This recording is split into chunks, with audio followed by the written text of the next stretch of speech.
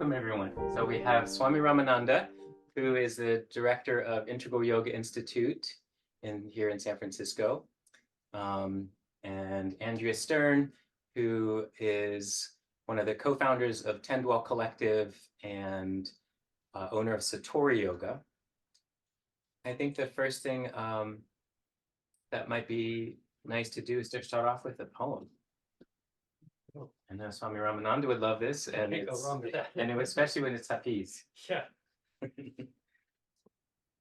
I saw two birds. Both of our mouths can fit upon this flute I carry. My music will sound so much sweeter that way, with your breath and my breath poking each other in the ribs and kissing. I saw two birds on a limb this morning, laughing with the sun. They reminded me of how we will one day exist. My dear, keep thinking about God, keep thinking about the beloved, and soon our nest will be the whole firmament. Forget about all your desires for truth. We have gone far beyond that. For now, it is just pure need. Both our hearts are meant to sing. Both our souls are destined to touch and kiss. Upon this holy flute, God carries.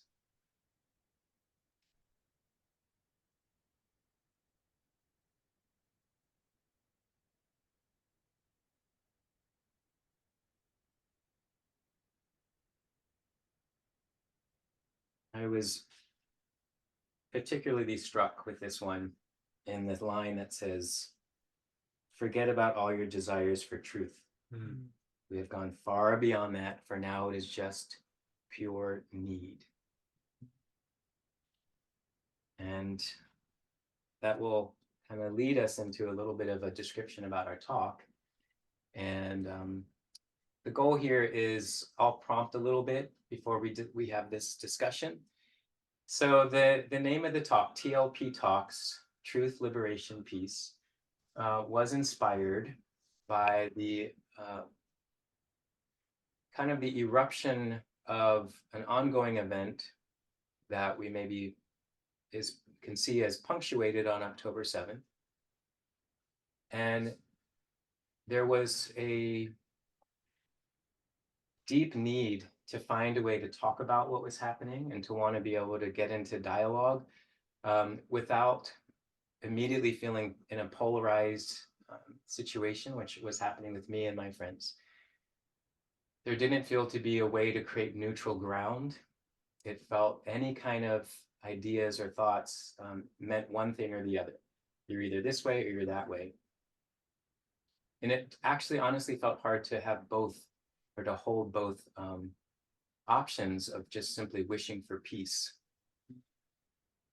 And as much as I know that's a mission in sharing yoga and the yoga practice to talk about peace as an ultimate goal, Swami Sachidananda, who talks about above all else, retain your peace. I couldn't help but to feel there was some other things that needed to be included, and that I don't think we can really get to full peace if all aren't able to be at peace. Mm-hmm. Because often what happens is maybe some can be comfortable in this state of peace, but it's at the expense of someone else's silence, mm-hmm. someone else who's not getting to join in the conversation. So then I went to the word liberation, and I thought, this is also the goal of yoga, that the liberation for all beings. We say prayers for this. But once again, you can't have some people getting liberated while other people are being massacred, marginalized, and harmed. Mm-hmm. So as much as I want to talk about that, I thought, well, there's still more. So then I thought beyond that was this layer of truth. And, well, what is the truth? And I think in particular with what's happening with these current months, it seems very difficult to land on what is true. Mm-hmm. And you may talk with one person and their version of truth is the opposite of your version of truth. Mm-hmm. And then I thought, where else does this happen? Well, this happens in religions. Mm-hmm. And we see lots of things that have happened through history. This happens in simple conversations. Somebody saying, well, this is what I saw. Well, that's not what happened. This is what I saw. And then that can just also lead to, so many different arguments that can escalate. So it felt also complicated to see, well, where's the real conversation around truth? And then again, I felt so interested in this poem when Hafiz says, forget about all truth. It boils down to pure need. We need to feel this connection with, a sense of oneness and harmony with one another. And maybe the truth is just, it's going to be so complicated, you're never going to, if you're waiting for that, then that's also not ever going to come. Well, I will chime in and just say that I totally agree, and so much of what you said resonates, because one of the ways that I've been able to I think become a little bit more compassionate and understanding of the truths of other people is I realize that at any point in time there's basically 360 degrees of the truth, right? Yeah. So my perspective is looking at this finger from here, this is a brown finger, but someone looking at this finger might actually say, well, this is actually a light finger. Like, I don't actually see this finger in the same way, right? Yeah. And am I right or are they right? That I think that's the real dichotomy, right? The ultimate dichotomy of like who's right in that situation, and does it matter? I think sometimes I find myself just longing to be fully seen, like, you know what I mean? And to have people not tell me that that part of me that is a part of me is wrong, is wrong, is asking for too much, is, always focused on the past and always making the conversation about race and blah, blah, blah. So it's like, I just so appreciate spaces where I can actually speak my truth, and I don't need you to change your truth in order to be able to hear my truth. I just want you to be able to see me, you know what I mean? To see me, to understand me, and actually maybe to see a little bit of yourself in me. That's all. That's humanity. Like, there are parts of me in you, and there are parts of you in me, just all across the board, We'll just keep going, but this is Saeeda Hafiz, and she's the author of the book called The Healing, and we've become new friends in the last few years. So welcome, Saeeda. Yay, Glad I'm here. Very late. Well, I'll chime in with a few thoughts. Yeah. We all see the truth colored by our own past, our experiences, our own identity. So none of us has the kind of ultimate truth, right? Until we somehow transcend this individual identity that we're kind of stuck in. Maybe some great beings have managed to do that, like the Buddha, Muhammad, Jesus, that they could see beyond that individual identity. But the rest of us at least need to acknowledge that. And that's what makes communication possible in the way that you're speaking about, Andrea. If we're able to acknowledge that we are seeing things from our limited point of view, then we're free to hear other points of view. And what I particularly like about what you said is when we can listen to each other, we can find a common ground. And when we find the common ground, then we can think about solutions that address the needs of everyone, the kind of root needs of everyone for the healing. Yeah. Really. Yeah. I mean, that's what I think it is, right? It is. Because, when there's this rift and there's this is my truth and this is your truth, and I mean, ultimately there's the healing, and you wronged me because your truth is different and you saw the situation from your perspective. But, can I take that on, the harm that I may have caused in this exchange, and how do we heal from it, right? One of the things that I've been observing, especially these last few years, is that for some reason, we just don't have language often to meet in ways that we understand each other. Like, Andrea says, I just want to be seen. And someone who doesn't understand what she means might be like, well, of course I see you, Andrea, right there. Of course I see you're a woman of color. What are you talking about? And that's not what you mean at all. And I think about where we might find, and I think about Dr. King, and I think the language he chose was, first of all, he was a very eloquent writer and speaker. He was brilliant, and he moved people of all different backgrounds and religions in the way he articulated what he did, and he found ways to express it. But he also spoke the language of presence and the language of love and the language of peace. And he combined these things in a way that so few people have been able to do, I think, that I know that it yielded some negative outcomes, but it yielded some very positive progress as well. And it began many, many ways of thinking and believing and seeing things. So I wonder how we can think about the way we communicate and express ourselves. I mean, even this idea of a finger, your finger looks different from mine because it's got different sides to it. And it's got mine has different sides, but the general color is about the same on each side. And that example was very helpful for me. And I just said to myself, I get it.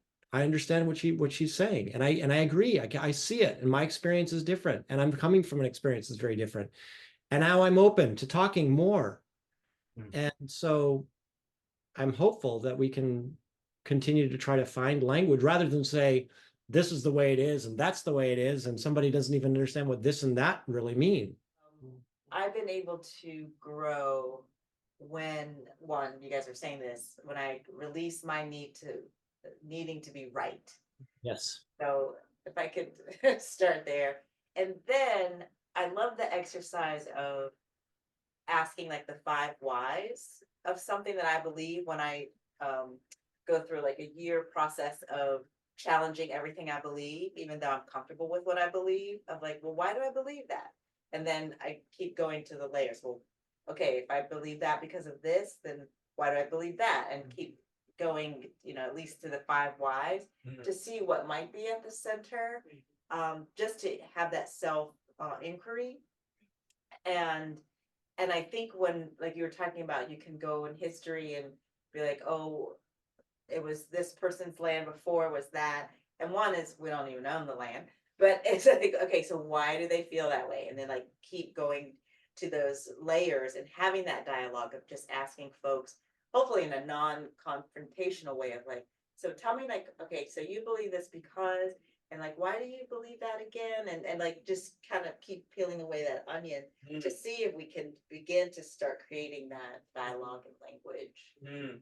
And I do think that we are behind in creating language because, the powers that be who have been, fueling our education system and, the media and creating the narrative of this person is that and that person is that, doesn't necessarily want us to have the language. They don't want us to have these conversations, And I actually went and looked at a middle school for my son the other day, and they are a very progressive school. And one of the things that they do in science class is they talk about race and they talk about genetically how there is no such thing. That this is just something that was created, right? Yeah. So then they once the kids realize that genetically there is no difference between me and you besides the melanin in our skin.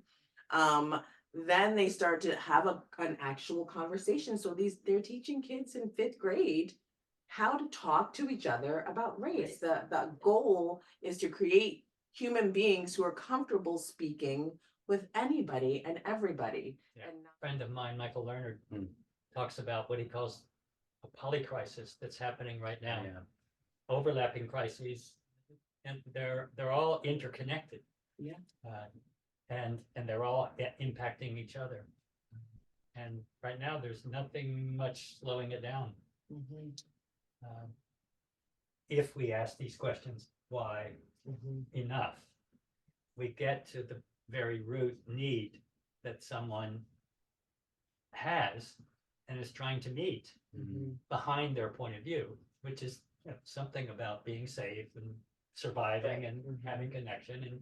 healing Mhm. that everybody ultimately is looking for, even from a vastly different point of view. They're looking ultimately for that root or basic human need. Let's be the change. We have to be the change. We have to Yeah. just like live in ways that are different. In terms of not, for myself, of not lending more to depression or things like that, is being able to say, okay, am I living a life that someone wants to connect to, and as my own barometer, right? It's like, and then people do come along if they feel that you're living a life that feels authentic and maybe a little sunny, but everybody goes through their path in the time that they go through it. So I'm not asking folks to fake what they feel, but I found that interesting where,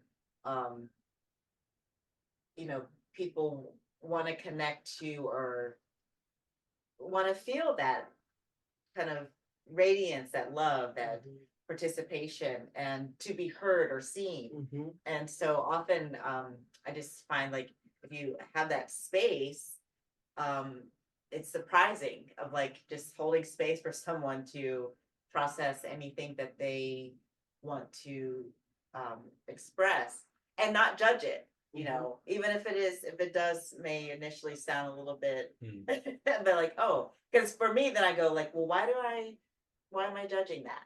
The challenge of having these difficult conversations is not to judge another point of view. And I just think culturally how that is not the case in some certain cultures that I'm familiar with, Yeah. where it's you immediately like jump on someone else's opinion, or you immediately, and it's just the way of dialogue. Yeah. You know, and so I experienced that in some of my familial situations where it's almost like a cultural style, and it really would need to be. It would be a very difficult challenge. But I'm asking the question, in that culture, to have that back and forth, is that a way of showing affection and trust? Yes. Okay. Yes. So then I have to know the culture to be like, oh yeah, this is how we show each other affection, or you know, or build trust. It's just, Over here, I'm just reflecting on some of the things I feel I've already learned in this last hour. The idea of the truth being 360 degrees is really very powerful for me. The thought that was not completely expressed, but partially expressed, of how important it is to be loving versus to be right in conversation and in relationship. And that is something that I've tried to live by, but it takes a lot of daily practice, especially, Mark, as when you mentioned, you're always interacting with people with different cultural backgrounds and different lived experiences. And, you know, my partner's grandmother's philosophy on life was love is criticism. They were Dutch. And, you know, there is this different experience that you have to acknowledge. You can't fight it. It's there. It's ingrained, you know, you have to love it at the same time that you question it.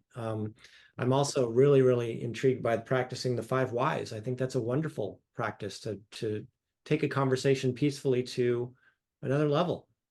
So I'm feeling very well equipped with some great tools after today. So thank you all for that. It may have been a spontaneous therapeutic experience for them. And once they were done, there's this guilt, and it's like, I have to defend myself. I didn't do that, you know. And the thing about judgment that I always think about, the quote is, don't judge anybody until you know the limitation of their resources.